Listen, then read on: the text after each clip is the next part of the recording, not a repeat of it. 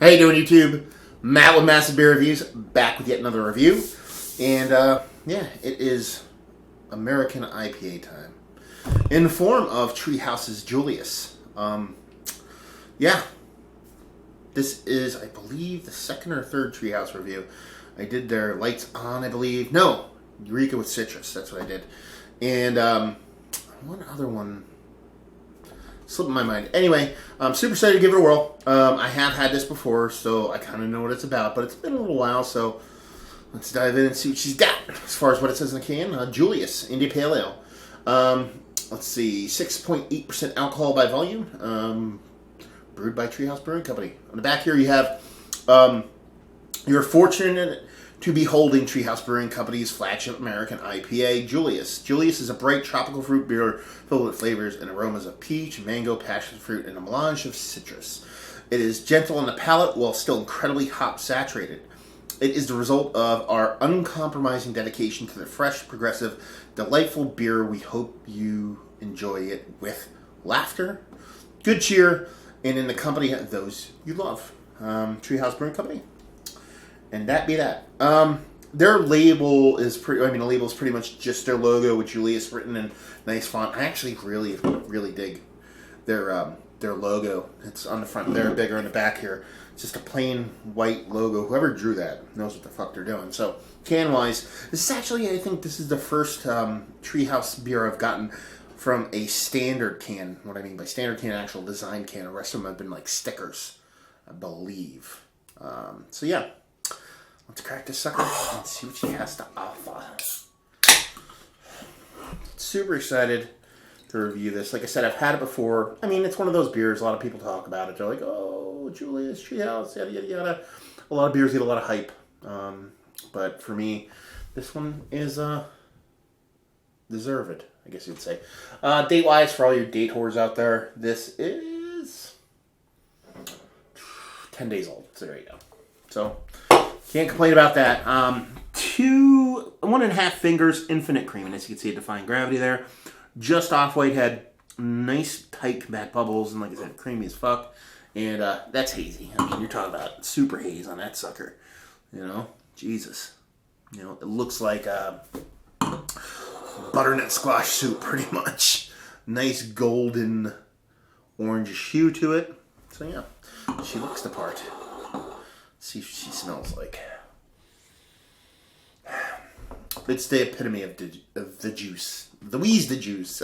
Yeah, super juiciness. Really pulpy, sweet juice. It's not like a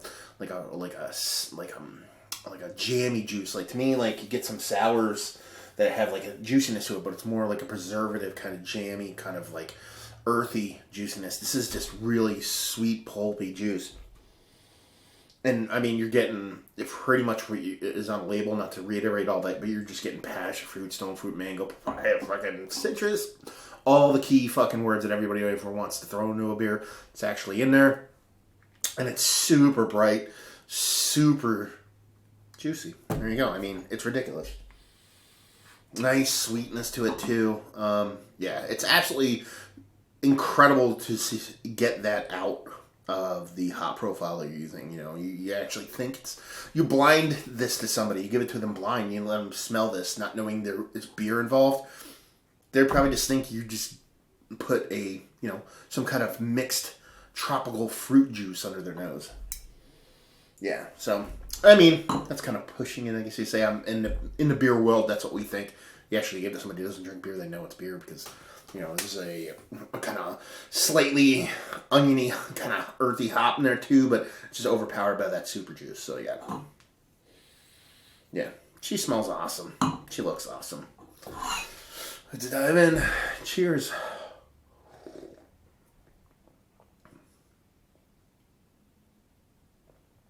Yeah. Well, that does not suck. A bit more of that kind of dirty earthiness, a little bit of onioniness in the mouth, and there isn't in the nose itself, but you're still getting that fucking fruit juice in spades. Super tropical stone fruit for me. There's citrus involved, yes, but I mean it's that tropical, exotic fruit is pretty much what you're getting from this. Like, I'm a juice guy. I like juice. So, to me, if they were to give me like a juice blend, I want your tropical fruit juice blend, and that's kind of what I'm getting out of this. Really nice sweetness to it. Almost tastes like there's honey involved. But there's a nice density to the mouthfeel too. Nice and chewy. Just really delicious, man. It's the fucking deal, you know? I've had a lot of, let's put it this way. The show I do on Sundays, a radio show, we had Tree House on a couple months ago. And I didn't have this beer. I hadn't had this beer yet. And, you know, you always kind of be like, go into beers being like, okay, you know, the hype machine.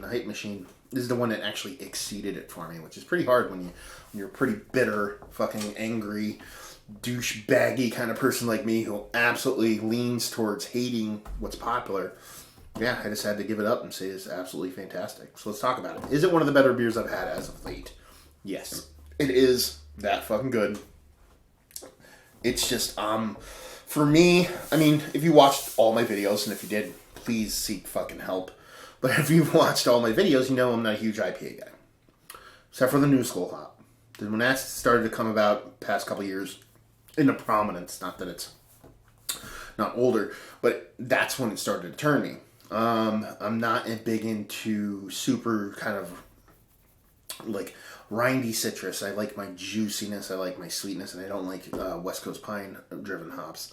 But this is just the cream of the crop for me. So yeah, it's one of the better beers I've had as of late. Would I buy it again?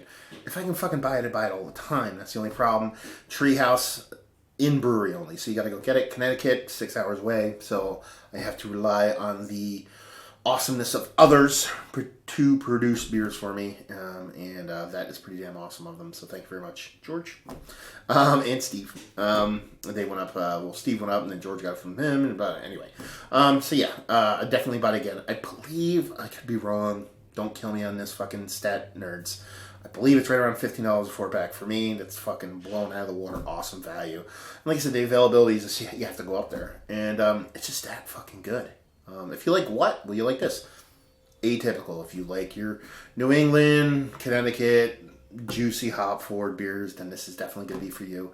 And having had this, having had some of the, you know, bigger New England beers, I think this is my fave, to be perfectly honest with you.